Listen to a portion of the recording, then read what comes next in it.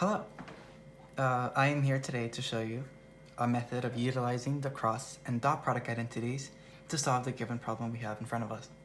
So, the problem reads, show that the magnitude of a cross b squared is equivalent to the magnitude of a squared times the magnitude of b squared minus a dot b squared for any vectors a and b.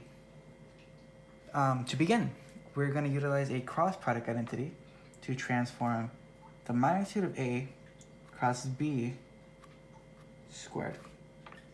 And we can manipulate this to equal the magnitude of a times the magnitude of b times sine of theta.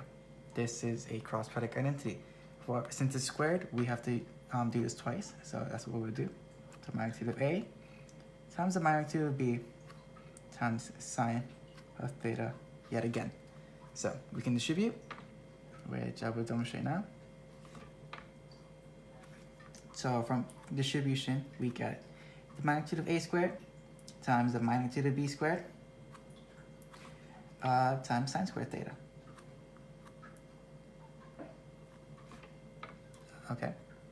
Now through a trigonometric identity, we can manipulate this again to read the magnitude of a squared times the magnitude of b squared, this remains the same, times a 1 minus cosine squared theta. This is a trigonometric identity. These two are indeed equivalent to each other, so we can do this.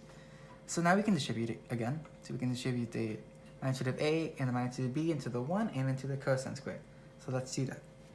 So from distribution, we get the magnitude of a squared times the magnitude of b squared minus the magnitude of a squared times the magnitude of b squared times cosine squared theta. Now, here we can utilize a dot product identity, which we can use to set this part of the quantity we have here into, here, let me show you. Here we have the magnitude of a squared and the magnitude of b squared. Oh, pardon me.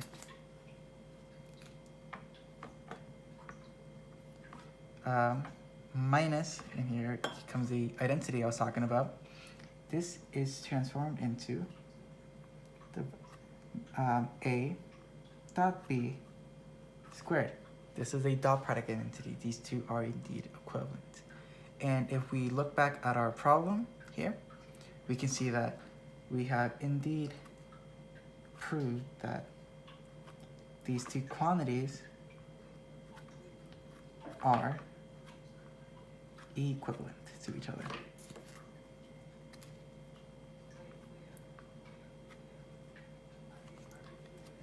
Yep, and this is how we can use the cross and dot product identities to solve for this problem. Thank you.